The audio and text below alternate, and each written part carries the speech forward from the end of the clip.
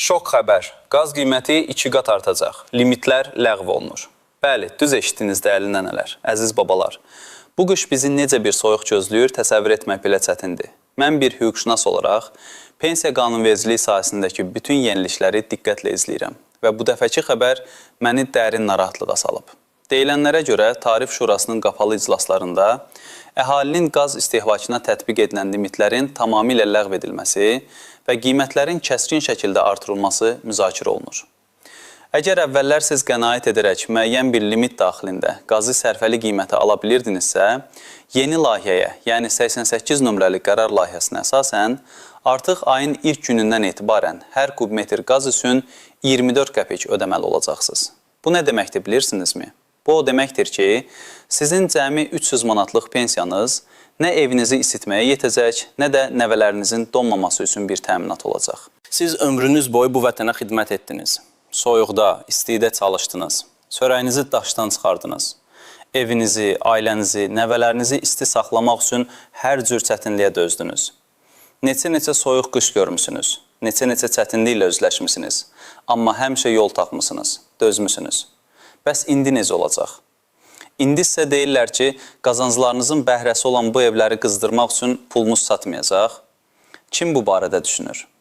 Mən bilirəm ki, aramızda illərlə zavodlarda, tarlalarda, məktəblərdə çalışıb, qışın ayazında belə övladlarını böyütmək üçün yorulmadan işləyən nənələr, babalar var. Onlar ömürlərinin ən gözəl illərini bu dövlətə xidmətə həsr ediblər. Onlar kəndlərdə, rayonlarda, hələ də o köhnə sobalarla, o köhnə tikillərdə yaşayırlar. Onlar indi də övladlarının, nəvələrinin gəlişini gözləyərək onları isti bir evdə qarşılamaq istəyirlər. Mənə deyin, bu haqsızlıq deyilmi? Bu insanların 10 illiklər boyu tökdüyü zəhmət, çəkdiyi əziyyət bu cür qiymətləndirilməlidir? Niyə indiki yaşlarında bu qədər əzab çəkməlidirlər? Mənə yazın lütfən. Siz neçə il işlədiniz? Hansı çətinliklərdən keçdiniz? Pensiya yaşından əvvəl, yaxud pensiyaya çıxandan sonra hansı problemlərlə özləşmisiniz? Fikirlərinizi, təcrübələrinizi bizimlə bölüşün. Bəlkə sizin hekayəniz kiməsə kömək edər. Bəlkə sizin səsiniz eşidilər. Məhz sizin kimi vətənə, torpağa bağlı, zəhmətkeş insanların səsi eşidilməlidir. Bu cür qərar layihələri əfsuslar olsun ki, heç vaxt geniş ictimaiyyətlə müzakirə olunmur. Ağsaqqalların, ağbircəklərin, yəni bizim ən dəyərli varlığımız olan yaşlı nəslin rəyi nəzərə alınmır. Onlar sadəcə yuxarıdan gələn göstərişlərlə oturub dururlar. Amma biz susmamalıyıq. Məhz buna görə də sizdən xahiş edirəm ki, kanala abunə olun. Abunə olun ki, bu cür vacib xəbərləri, qanunvericilikdəki dəyişiklikləri vaxtında öyrənəsiniz, hüquqlarınızı biləsiniz və özünüzü qoruya biləsiniz. Bizim məqsədimiz sizin üçün bir səs olmaq, sizin hüquqlarınızı müdafiə etməkdir. Əvvəllər vəziyyət fərqli idi. Yəqin ki, çoxlarınız xatırlayırsınız ki, illər əvvəl qaz qiymətləri daha münasib idi, limitlər əhalinin real ehtiyaclarına daha uyğun gəlirdi. Məsələn, 10.000 kubmetrə qədər istehvar üçün bir qiymət, 10.000 kubmetrdən yuxarı üçünsə başqa bir qiymət tətbiq olunurdu. Ancaq o qiymətlər də bugünkü kimi yandırıcı deyildi. Qənaət etməklə istənilən ailə qış boyu evini isti saxlaya bilirdi. Xüsusilə də kənd yerlərində, rayon mərkəzlərində yaşayan nənələr, babalar onların böyük, geniş evlərini rahatlıqla istə bilirdilər. Çox vaxt o evlərdə tək yaşamırdılar. Övladları, nəvələri də onlarla birlikdə olurdu. Böyük ailələr üçün qaz elə də böyük xərc hesab olunmurdu. Dövlət Sosial Müdafiə Fondu tərəfindən ödənilən pensiyalar bəzən az olsa da, əlavə dəstək proqramları, ünvanlı sosial yardımlar, yaxud da övladların gəlirləri ilə birlikdə insanlar rahat nəfəs ala bilirdilər. Bizim cəmiyyətdə qohum-əqrəba əlaqələri çox güclüdür. Övladlar valideynlərinə, valideynlər də öz növbəsində övladlarına həmişə dayav olublar. Bakıda işləyən, yaxud da Rusiyada, Türkiyədə zəhmət çəkib pul qazanan övladlar evə pul göndərəndə ilk növbədə valideynlərinin ehtiyaclarını düşünürdülər. Kommunal xərclər də bu ehtiyacların ön sıralarındaydı. İndi isə hər şey dəyişib. Artıq uzun illərdir ki, limitlər məhdudlaşdırılır, qiymətlər isə get-gedə artırılır. İndi isə gəlib bir nöqtəyə çatmışıq ki, bu qış inanın ki, dözülməz olacaq.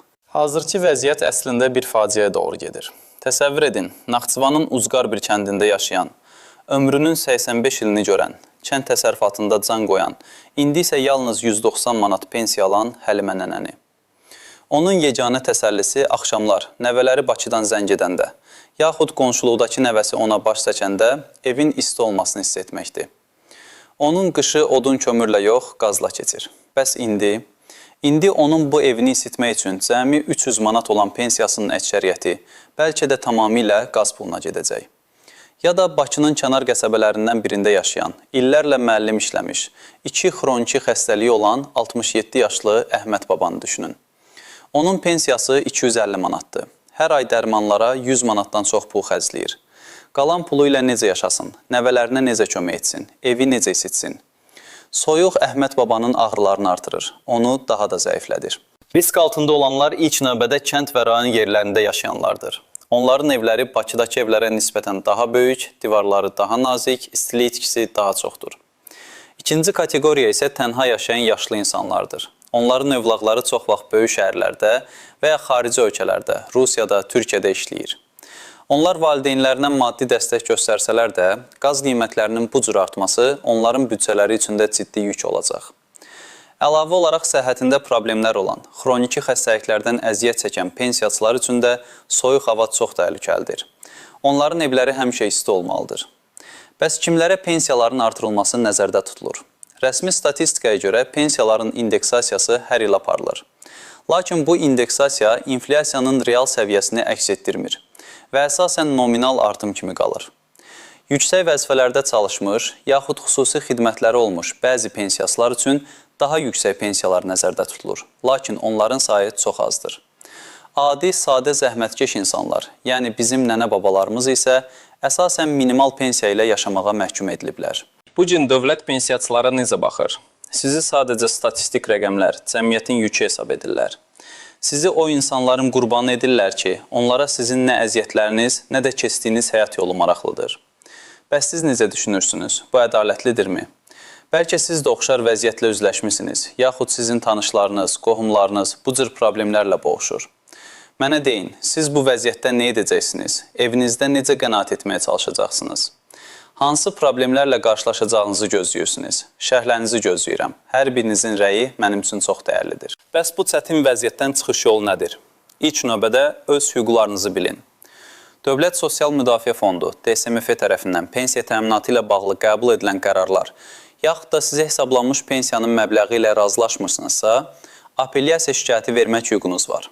Əvvəlcə fondun özünə, sonra isə məhkəməyə müraciət edə bilərsiniz. Bəzən bələdiyyələr və icra hakimiyyəti orqanları yaşayış yerlərində müəyyən sosial proqramlar həyata keçirə bilirlər.